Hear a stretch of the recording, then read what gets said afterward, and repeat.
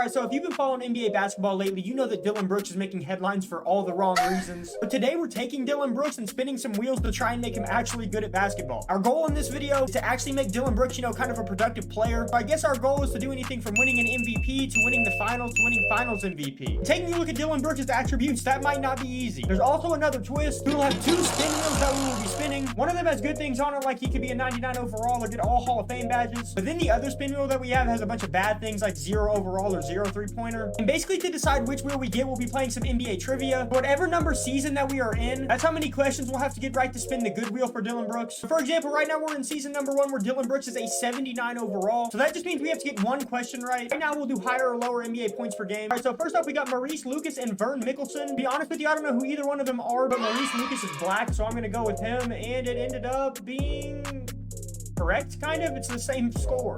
I don't know, whatever, it ended up being right. We can take a spin on the good wheel and let's see what we're gonna get right here. Okay, 99 dunk. Looks like Dillon Brooks is actually gonna be able to bang that bitch. So yeah, we're gonna go in here and put his standing dunk and his driving dunk all the way up to a 99. And then to make it matter even more, we're also gonna put all of his dunking tendencies all the way up. You know, right now, all that his style of play consists of is hitting people in the nuts and then saying he doesn't want to talk about it after the fact. This change in attributes still only keeps him at a 79 overall. To be honest, in this first season, I really don't expect anything too crazy to happen. Yeah, they lost their first game and he only had 12 points on 5 for 14 shooting. 2K actually being super realistic. All right, so at the end of season number 1, obviously Dillon Brooks didn't win any major awards. I thought he might have had a chance at an all-defensive team, but he's not on there either. DB did end up getting to an 81 overall. He averaged 13 points, 2 rebounds on 44% shooting and only 31% from 3 this season. But the Grizzlies did get the number 1 seed in the playoff, and ironically, they would end up taking on the Lakers in the second round. So right off the bat, we get this matchup of Dillon Brooks going up against LeBron James. I don't care, he's old. We'll go ahead and simulate the series and see what happens in it. Oh Lord, we got a game 7. For sure gonna have to go in here and briefly check this out. Actually just gonna simulate to the end of the game and see what happens. It's pretty close actually. It's coming down to the wire, 122 to 121. John Morant's going to the free throw line. No broken hand though, so he's probably gonna make both. Second free throw is going to be up and good as well. How poetic is this? Dillon Brooks is guarding LeBron James in a game 7 in the playoffs. LeBron's gonna try and drive in and baby Dillon Brooks. He's gonna go in, shoot a left-handed hook shot, but he misses. Oh my goodness, and I think that might be the game. Holy shit, this simulation's already throwing a curveball compared to what's happening in real life. Dillon Brooks actually played a solid ass game too. 20 points on 8 for 13 shooting. They would end up losing in the next round to the Pelicans. Dillon Brooks did have a solid playoffs as he averaged 14 points and 2 boards on 46% shooting. This does mean that season number 1 has come to an end, meaning that it is time to spin the wheel again. Now since we're heading into season 2, we have to get 2 questions right to spin the good wheel. This time we're going to do higher or lower on NBA 3-pointers. All right, so who's hit more 3-pointers, Michael Finley or Mike Miller? This is pretty fucking obvious if you know anything about basketball. Mike Miller, one of the greatest 3-point shooters of all time. It was actually a lot closer than I thought it was going to be though. All right, now we got Mike Miller versus Quentin Richardson. Surely it's Mike Miller again. Yep, it was. All right, so actually pretty easy question so far, meaning we get to spin the good wheel again. So hopefully Dillon Brooks becomes a fucking monster now. Okay, Lakers. This now means that Dillon Brooks is a member of the Los Angeles Lakers, meaning he gets to be teammates with his best friend, Daddy Bron Bron. Now, Dillon Brooks didn't really have any upgrades to his individual attributes, so I don't expect his numbers to be much better. All right, yeah, so as expected, once again, no individual accolades for Dillon Brooks. In fact, it looks like he actually ended up losing his starting spot, and the Lakers ended up losing in the play-in tournament to the Utah Jazz, of all people. So I think it's definitely safe to say the LeBron and Dillon Brooks experience was not a success. Let's see who's going to end up winning the NBA title. It's actually the Boston Celtics again, and Jason Tatum wins a 2nd straight Finals MVP. Now it's time to get into season number 3. Before we start answering questions, though, it's important to note that Dillon Brooks has already gotten kicked off the fucking Lakers. He is now a member of the Brooklyn Nets. But anyways, now to decide which wheel we get to spin from, we have to answer 3 questions in a row, and we're going to go back to NBA points per game on this one. Okay, Jerry Stackhouse or Lenny Wilkins? I think Jerry Stackhouse probably. I'm not sure though, and it's going to be... oh my god, thank goodness. Okay, that's 1. We got to get 2 more in a row. Jerry Stackhouse or Terry Dischinger? No fucking clue, but again, Jerry Stackhouse is black, so it's probably him. It is Jerry Stackhouse. Okay, now we got this Terry Dischinger guy versus Phil Chenier. Phil's black, dude. Gotta go with him. And once again, the test does not fail. But lucky for us, this once again means we get to spin from the wheel of good things. Hopefully Dillon Brooks gets a major attribute upgrade in 99 speed. Okay, now he's going to start to level up a little bit. 99 speed, that's actually big time considering Dillon Brooks is not the most athletic player, as Doris Burke made sure to let us know the other night. He does not bring elite athleticism to the game. He obviously does not bring elite shooting.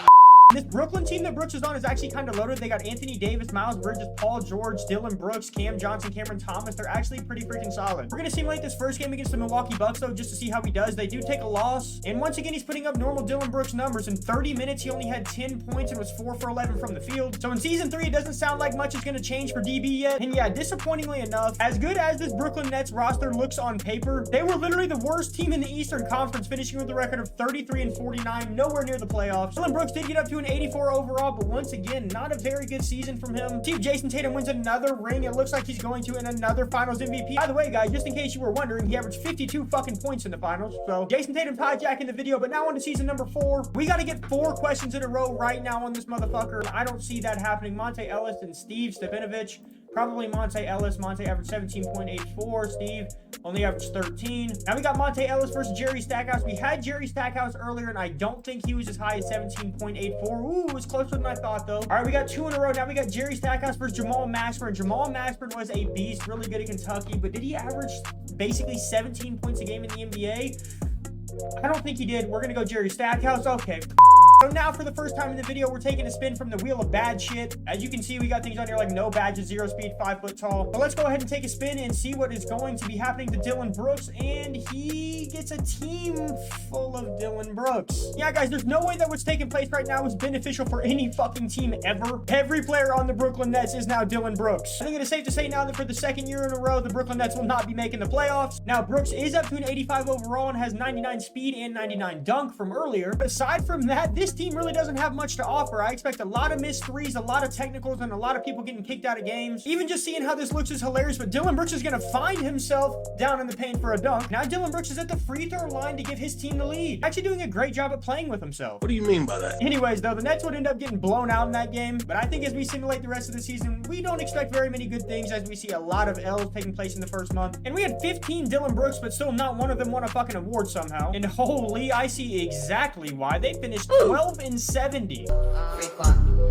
I think it's safe to say that this season is a wrap. Anyways, now it's time to get into season number 5. Before we do that, though, Dillon Brooks is now a member of the Phoenix Suns. And considering I have to get 5 questions right in a row now, it sounds like things are getting ready to get a lot worse for Dillon Brooks. Let's go back to the NBA three-pointers one. I feel like I might have a better chance at that. All right, who's hit more three-pointers, Kirk Hinrich or Danny Green? Now, because we're doing shooting, the opposite might be true. So the white guy might actually be a better shooter and hit more threes in NBA history. But actually, with this one, I think I'm going to go with Danny Green because Danny Green was a pretty good shooter. Kirk Hinrich probably hit a lot too, though, but we made a good call right there. That's 1. Now we got Danny Green going against Marvin Williams for sure. Danny Green, that's an easy 2. All right, Marvin Williams versus Jose Calderon. Calderon's a European player, meaning he probably can shoot. He was a guard, so I'm actually going to go with Jose Calderon. Fuck.